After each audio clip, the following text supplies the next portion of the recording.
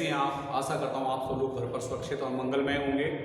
बच्चों, आज आपके लिए लेकर आए हैं माध्यमिक शिक्षा परिषद उत्तर प्रदेश द्वारा निर्धारित कक्षा 11 के पाठ भारतवर्षोन्नति कैसे हो सकती है, लेखक भारतेंदु हरिश्चंद्र द्वारा रचित लिखित। तो जिन बच्चों ने अभी तक जो है चैनल सब्सक्राइब नहीं किया है वो चैनल सब्सक्राइब कर दें। हम आपको पिछले 2 वीडियो में लास्ट के 2 खंड इस पार्ट के पढ़ा चुके हैं। आज अंतिम खंड में आपको जो है ये पार्ट पढ़ाया जाएगा। तो जिन बच्चों के पास बुक्स हैं, किताबें हैं, पुस्तकें हैं, वो जो है बुक्स खोल लेंगे और मेरे साथ साथ जब मैं पाठ का पाठन कार्य कराऊंगा तो आप जो हैं उसको मनन करेंगे और ध्यानपूर्वक सुनेंगे, जिससे कि आप अच्छे से पाठ को समझ पाएँ। तो बच्चों शुरू करते हैं। Page number 35।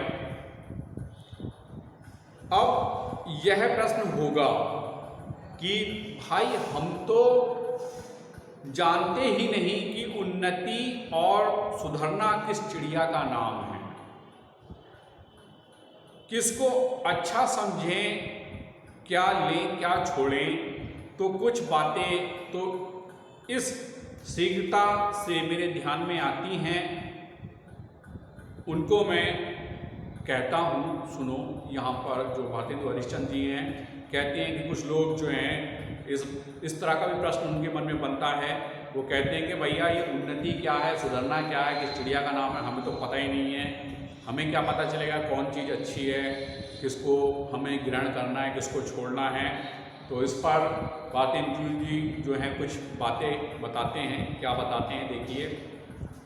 सब उन्नतियों का मूल धर्म है, इससे सबके पहले धर्म की ही उन्नति करनी चाहिए। देखो अंग्रेजों की धर्म नीति राजनीति परस्पर मिली है, इससे उनकी दिन दिन कैसे उन्नति है उनको जाने दो।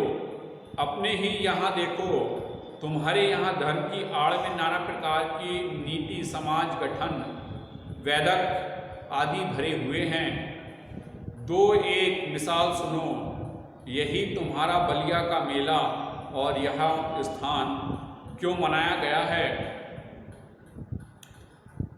जिसमें जो लोग कभी आपस में नहीं मिलते 10-10, 5-5 कोस से वे लोग एक जगह एकत्र होकर आपस में मिलें, एक दूसरे का दुख सुख जाने, गृहस्थी के काम की वह चीज़ें जो गांव में नहीं मिलती यहाँ से ले जाएं।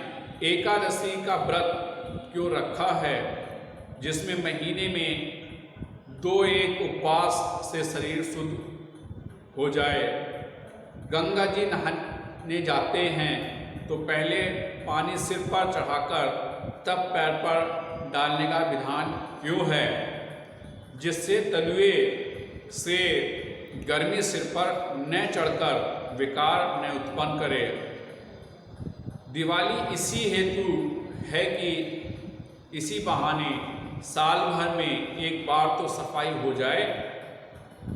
होली इसी हेतु है कि बसंत की बिगड़ी हवा स्थान स्थान पर अग्नि जलने से स्वच्छ हो जाए। यही त्योहार ही तुम्हारी म्यूनिसिपैलिटी है। ऐसे सब पर्व, सब तीर्थ व्रत आदि में कोई हिकमत है। उन धर्मों ने, उन लोगों ने धर्म नीति और समाज नीति को दूध पानी की भांति मिला दिया है। खराबी जो बीच में रह गई वह यह है कि उन लोगों ने ये धर्म क्यों मान लिए थे, इसका लोगों ने मतलब नहीं समझा और इन बातों को वास्तविक धर्म मान लिया। भाइयों, वास्तविक धर्म तो परमेश्वर के चरण कमल का भजन है। यहाँ पर भारतेंदु जी कहते हैं कि अगर आपको अपनी उन्नति करनी है तो अपनी उन्नति करने के लिए आपको अपने धर्म की उन्नति करनी होगी, क्योंकि सभी उन्नतियों का जो मूल है वो धर्म ही है। जब आपके धर्म की उन्नति होगी तो आपकी भी उन्नति होगी। वो कई प्रकार की यहाँ मिसाल देते हैं, अंग्रेजों की मिसाल देते हैं कि अंग्रेजों ने अपने धर्म नीति और राजनीति को एक साथ जोड़कर अपना विकास किया है, अपनी उन्नति को प्रगट किया है। वह कई और उदाहरण भी देते हैं कि यहाँ पर जो मेले का आयोजन किया जा रहा है बलिया में, उसका केवल एकमात्र उद्देश्य यही है कि लोग बाग दूर दूर से आकर आपस में मिलें, एक दूसरे के विचारों को जानें, एक दूसरे के दुख सुख से परिचित हों, तथा जो आवश्यक वस्तुएं हैं वो अपने घर ले जाएं, जो आसानी से गांव में नहीं मिल पाती हैं। इसी के साथ साथ जितने भी त्यौहार हैं वह उन सभी को जो है म्यूनिसिपल पार्टी समझते हैं, जो कि साफ सफाई अर्थात वातावरण को शुद्ध करना, अपने घर को साफ सुथरा रखना, शुद्ध हवा लेना के लिए ही मनाए जाते हैं या प्रस्तावित किए गए हैं, जिससे कि साल में 1-2 बार उनको मनाने से घर की साफ सफाई हो जाए और दरिद्रता गंदगी दूर हो जाए। ये सब तो समाज धर्म हैं जो देश काल के अनुसार शोधे और बदले जा सकते हैं। दूसरी खराबी यह हुई है कि उन्हीं महात्मा बुद्धिमान ऋषियों के वंश के लोगों ने अपने बाप दादाओं का मतलब न समझकर बहुत से नए नए धर्म बनाकर शास्त्रों में धर दिए हैं। यहाँ पर लेखक कहते हैं कि धर्म केवल एक ही है, वो है ईश्वर की प्रार्थना करना, उनके भजन गीत गान करना, बाकी सब आडंबर है। और बस सभी तिथि व्रत और सभी स्थान तीर्थ हो गए। सो इन बातों का अब एक बेर आंख खोलकर देख और समझ लीजिए कि फलानी बात उन बुद्धिमान ऋषियों ने क्यों बनाई, और उनमें जो देश और काल के अनुकूल और उपकारी हो उनको ग्रहण कीजिए।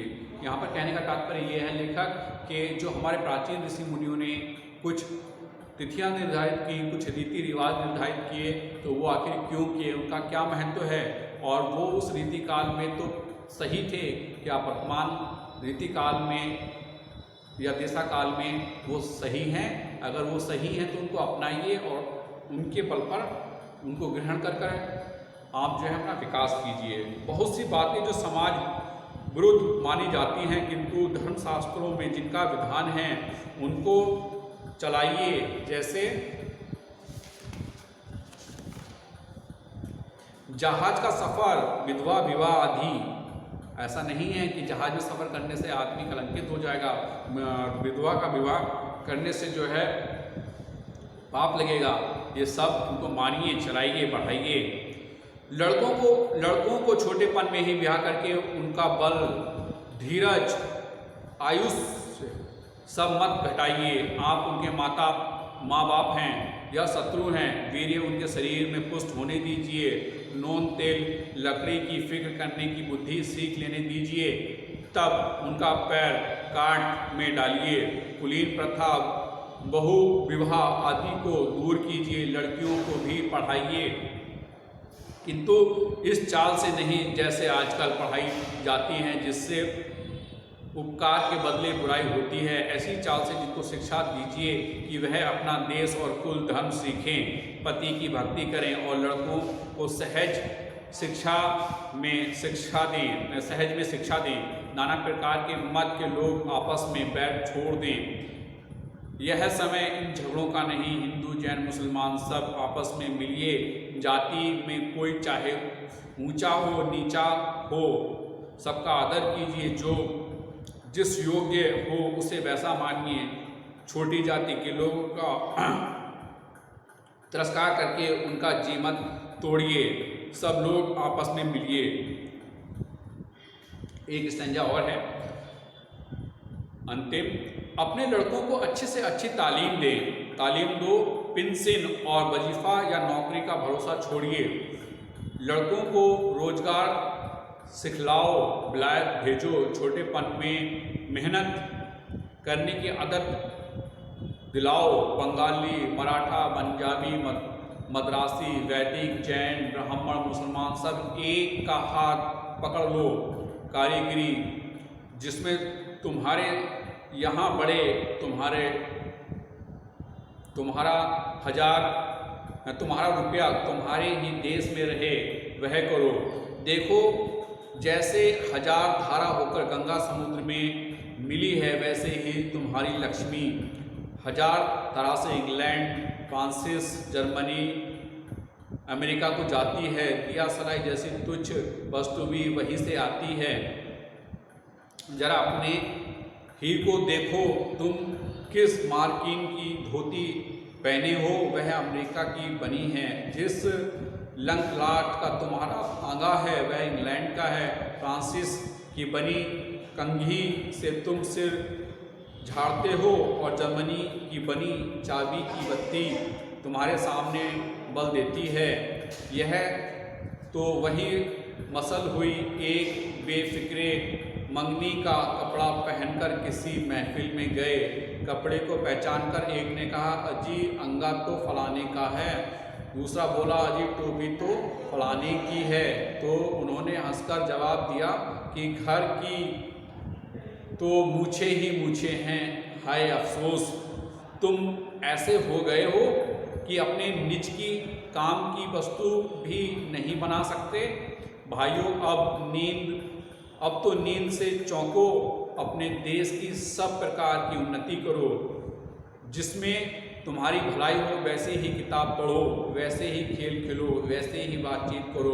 परदेसी वस्तु और परदेसी भाषा का भरोसा मत रखो। अपने देश में अपनी भाषा की उन्नति करो। कहने का तात्पर्य यह है, भारतेंदु जी अपने इस पाठ के माध्यम से आम जनता के अंदर छुपे आलस्यपन, निकम्मेपन को दूर करके उनको उन्नति की ओर प्रस्तुत करना चाहते हैं। यही इस पाठ का सार है और इसी पर वो अपनी चिंता व्यक्त करते हैं। बच्चों, ये आज का पाठ यहीं समाप्त होता है। मिलते हैं नेक्स्ट वीडियो में कल। तब तक के लिए हैव अ नाइस डे।